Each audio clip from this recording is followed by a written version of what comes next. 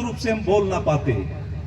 और कुछ कहते हैं कि आर्य समाज भगवान कृष्ण जी को नहीं मानता, दर्द होता है।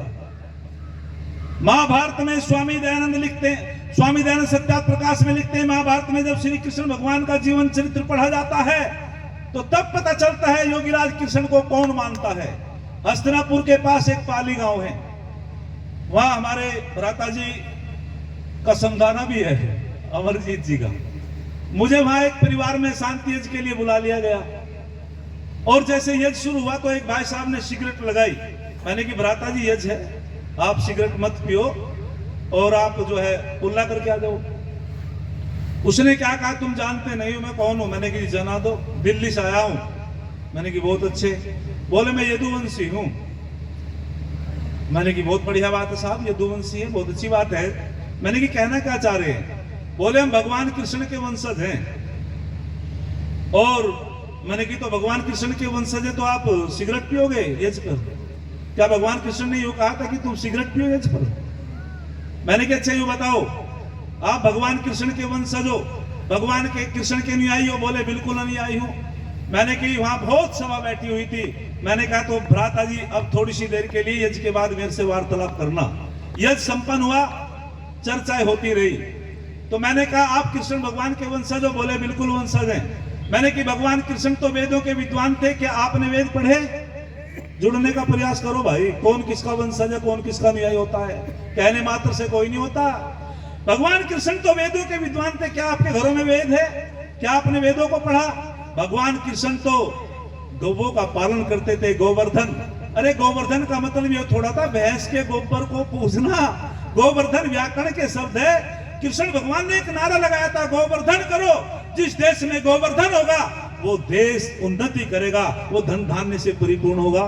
गोवर्धन का मतलब था देसी गाय को बढ़ाओ। यहाँ भैंस का गोबर पूजना शुरू कर दिया।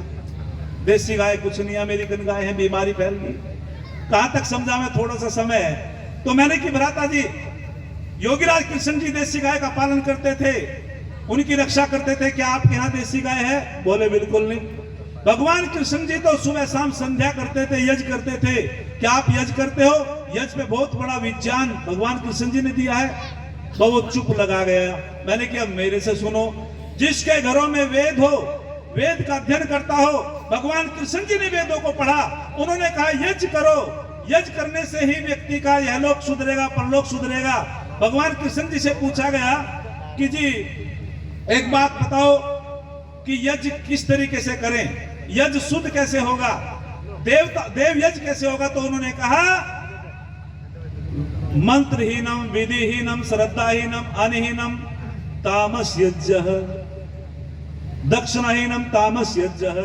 भगवान कृष्ण जी कहते हैं जहां वेद मंत्र बोले जाते हो वो देव यज्ञ है, जहां श्रद्धा से यज्ञ होता हो वो देव यज्ञ है, जो विधि से होता हो देव यज्ञ है, और जो जिस यज्ञ में अन्न का प्रयोग होता हो देव यज्ञ है, जिस में अन्न का प्रयोग होता हो देव यज्ञ है। तो भगवान कृष्ण जी ने बाबू डॉक्टर धर्मपाल जी 500 रुपए की धनराशि देकर के उत्साहवर्धन कर रहे हैं, जोरदार ताली स्वागत करेंगे। इनका धन हमेशा शुभ कार्यों में लगता रहे। और हमारे बाबा जी भी सम्मान कर रहे हैं, धन्यवाद आपका। मैं उसी बात पे आता हूं।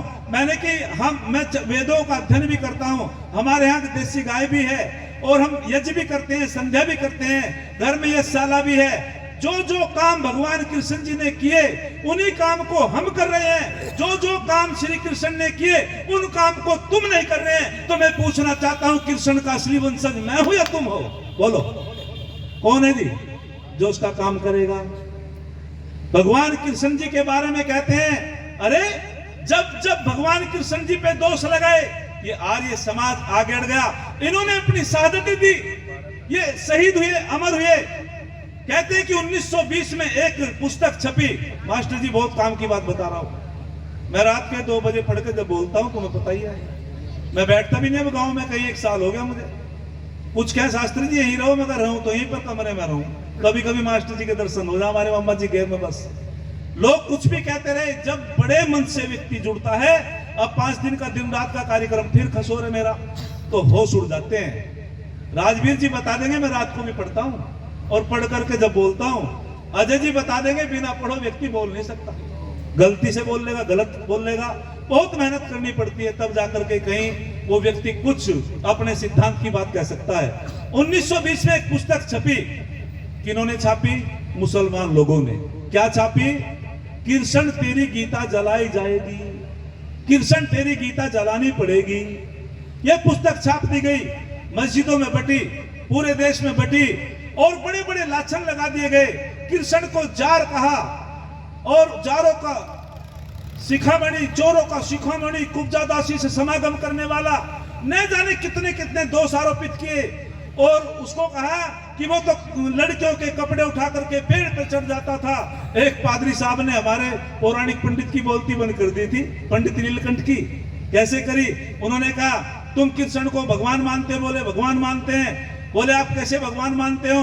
वे तो स्नान करती हुई लड़कियों के कपड़े उठा करके पेड़ पर चढ़ जाते थे, और हमारे ईसा मसीह ने धरती पर जितने पाप थे उनकी गठरी बांध करके सूली पे चढ़ गए थे। बोलो महान कौन है?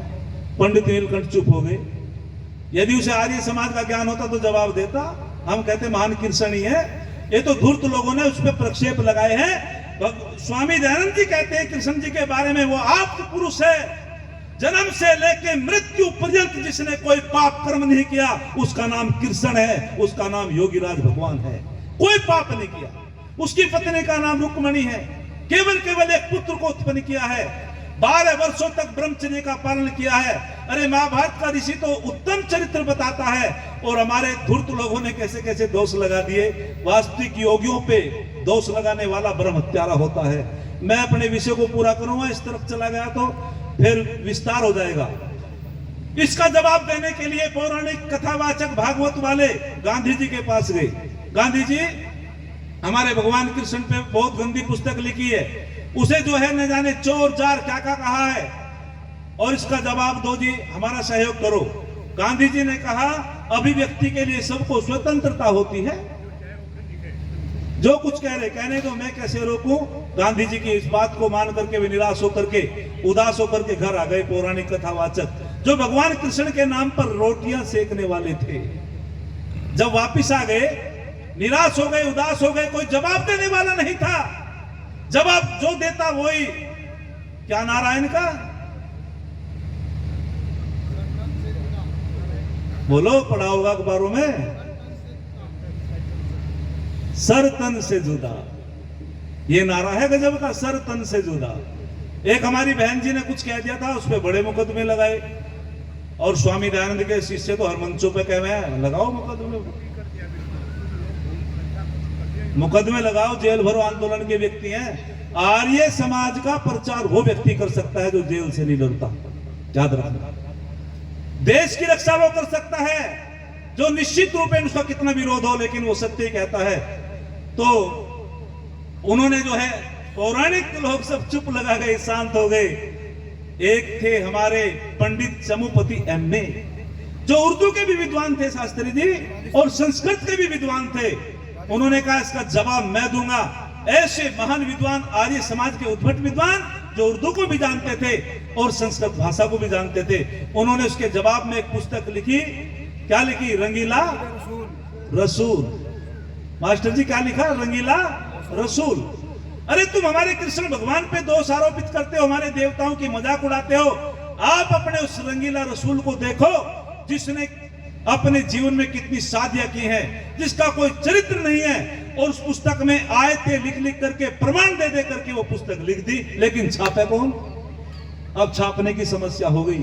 स्वामी दयानंद के एक बहुत बड़े दिवाले थे, मां से राजपाल, उनके नाम से आज भी प्रकाशन चलता है, राजपाल एंड सन्स प्रकाशन, कश्मीरी के। जो मैं बोल रहा हूं प्रमाण से बोलना पड़ता, नहीं पकड़ लेंगे, प्रोफेसर साहब है। देखो जो मैंने कहा समर्थन किया, प्रोफेसर साहब ने, आर्य समाज के बड़े विद्वान हैं, रामपाल शास्त्री जी बड़े विद्वान हैं, राजवीर जी बहुत बड़े 43 साल पुराने हैं, बालेश्वर जी, यहाँ तो विद्वानों की श्रृंखला है, लेकिन यहाँ प्रमाण से बोलना पड़ेगा, अन्य बात पकड़ी जाएगी। तो मैंने कहा कि राजपाल एंड सन्स के नाम से एक प्रकाशन चलता है, आज भी चलता है। राजपाल जो स्वामी दयानंद के शिष्य हैं, उन्होंने कहा आपने पुस्तक लिख करके अपना काम पूरा किया, और आगे का काम पूरा मैं करूंगा, इस पुस्तक को मैं छापूंगा। तो हमारे चमुपति एमए आचार्य जी ने कहा तुम जानते हो इसका क्या परिणाम भुगतना पड़ेगा? बोले जानता हूं। क्या परिणाम भुगतना पड़ेगा?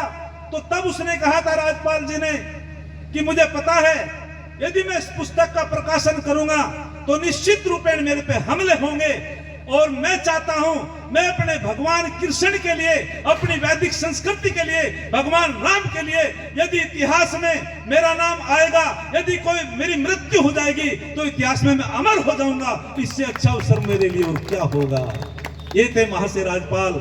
ऐसा ही हुआ, लाहौर में मुकदमा कर दिया गया और मुकदमे में तारीख लगती है।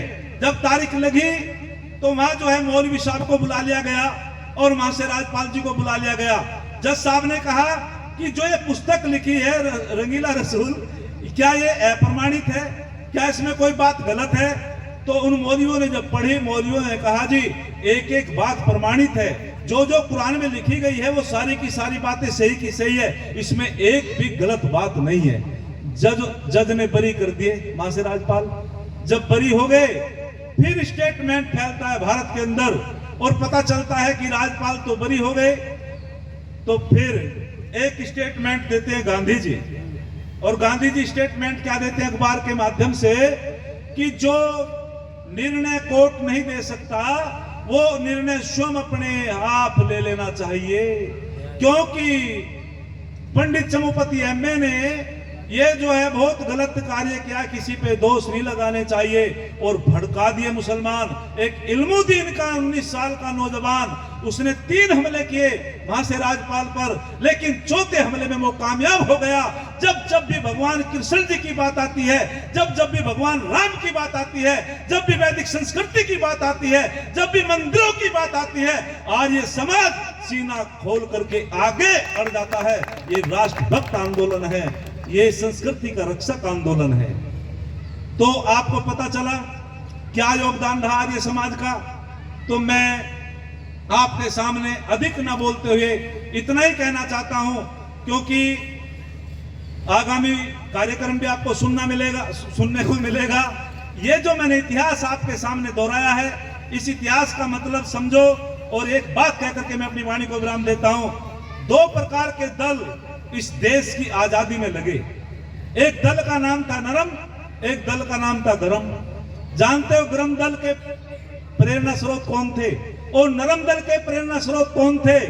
यदि मैं यूं कह दूं कि सारी आजादी का यदि कोई सूर्य था, उसका नाम दयानंद था, उसका नाम स्वामी दयानंद था।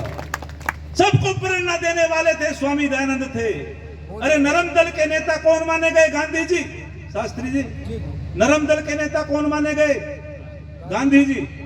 गांधी जी के गुरु कौन है? गोखले जी। गोखले के गुरु कौन माने गए? तिलक जी। तिलक के गुरु कौन माने गए? महादेव रानाडे जी। महादेव रानाडे जी के गुरु कौन माने गए? स्वामी दयानंद। कौन हुए प्रेरणा स्रोत? बोलो, स्वामी दयानंद। और गोविंद रानाडे ने पुणे की धरती पर स्वामी दयानंद को बुलाया था सन 1874 में, और वहां एक नौजवान का परिचय भी हुआ था। 1874 में जब स्वामी दयानंद पहुंचे और गोविंद रानाडे, और एक नाम इतिहास का और मैं जोड़ना चाहता हूं, ज्योतिबा फुले, उन्होंने उनका स्वागत किया था। और ज्योतिबा फुले ने कहा था मैं कन्याओं की पाठशाला चलाता हूं स्वामी जी, लेकिन कोई ब्राह्मण सन्यासी मेरी पाठशाला में नहीं जाता, अंधविश्वास बहुत है, मेरी कन्याओं को कोई प्रेरणा नहीं देता। स्वामी दयानंद ने वो स्वीकृति स्वीकार की थी और ज्योतिबा, महात्मा ज्योतिबा फुले की कन्या पाठशाला में जाकर के सबसे पहले गायत्री मंत्र बुलवाया था। कन्याओं को तो स्वामी दयानंद ने बुलवाया था। गार्गी अनुसुईया के उदाहरण दिए थे और कहा था जैसे सूर्य का प्रकाश सबके लिए जरूरी होता है, ठीक उसी प्रकार से वेद का ज्ञान भी बोलो सबके लिए जरूरी होता है, किसी के लिए कोई भेदभाव नहीं है। तो ये मैंने बताया। और वहीं एक नौजवान का परिचय हुआ था। कहते हैं कि इस पुणे की धरती पर आचार्य कमल नयन, जो बहुत बड़े पौराणिक विद्वान थे, उन्होंने पुणे में कह रखा था वेदों में मूर्ति पूजा होती है। लेकिन जब स्वामी दयानंद का पता चला, स्वामी दयानंद ने कहा कि मैं शास्त्रार्थ करने के लिए तैयार हूं, न तस्य प्रतिमास्ति, वेदों के अंदर कोई मूर्ति पूजा बोलो नहीं है, परमात्मा तो निराकार है। जब उसे पता चला कमल नयन को, तो कमल नयन की पैरों के नीचे से धरती खिसकने लगी और कहने लगा रे स्वामी दयानंद तो यहां भी आ गए, ये तो गड़बड़ हो गई। और जब कुछ लोग भेजे स्वामी जी ने कि कमल नयन को लाओ बुला के, शास्त्रार्थ होगा और वे सिद्ध करें कि वेद में कहा मूर्ति पूजा है। तो कमल नयन की हिम्मत तो पड़ी नहीं, और कमल नयन क्या कहता है कि मैं स्वामी दयानंद का मुख देखना नहीं चाहता। स्वामी जी ने कहा कोई बात नहीं, कमरे के बीच में पर्दा डाल दिया जाएगा, एक कोने में वो बैठा दिया जाएगा, एक कोने में मैं बैठ जाऊंगा, ना वो मेरा मुख देखेगा ना मैं उसका मुख देखूंगा, लेकिन दूध का दूध और पानी का पानी तो होना चाहिए। ये तर्क स्वामी दयानंद ने दिया। कमल नयन गिर गए, फिर तो आना पड़ा। जब स्वामी जी के वहां तर्क हुए तो कमल नयन चुप्पी लगा गए, पराजित हो गए। उस शास्त्रार्थ की दूर दूर तक खबर थी। तो वहां एक नौजवान भी आता है जो सबसे पहले स्वामी दयानंद के दर्शन करता है, और उस नौजवान का नाम जानते हो क्या था जी? श्याम जी कृष्ण वर्मा। और श्याम जी कृष्ण वर्मा ने जब दयानंद को सुना, देखा, वो उनका अनुयायी हो गया और कहने लगा स्वामी जी मुझे आशीर्वाद दो, मैं भी देश का काम करना चाहता हूं। विस्तार में न जाते हुए मैं यही अपने कार्यक्रम का, इस प्रवचन का सारांश करना चाहता हूं। और उसने कहा स्वामी जी मुझे भी देश के लिए काम करना है। व्याकरण पढ़ा, अन्य शास्त्र पढ़े स्वामी जी से, और फिर इंग्लैंड में जाकर के इंडिया हाउस की स्थापना की। और वहीं श्याम जी कृष्ण वर्मा के संपर्क में चाहे हरदयाल लाला हो, वीर सावरकर हो, मदन लाल ढींगरा हो, ऐसे ऐसे क्रांतिकारी यदि तैयार करे थे इंडिया हाउस में, तो वो श्याम जी कृष्ण वर्मा ने करे थे। और श्याम जी कृष्ण वर्मा किसका शिष्य था? जो ग्रम दल का नेता माना गया, बोलो, स्वामी दयानंद का नेता था। चाहे नरम दल हो चाहे गरम दल हो, सबके प्रेरणा स्रोत स्वामी दयानंद थे।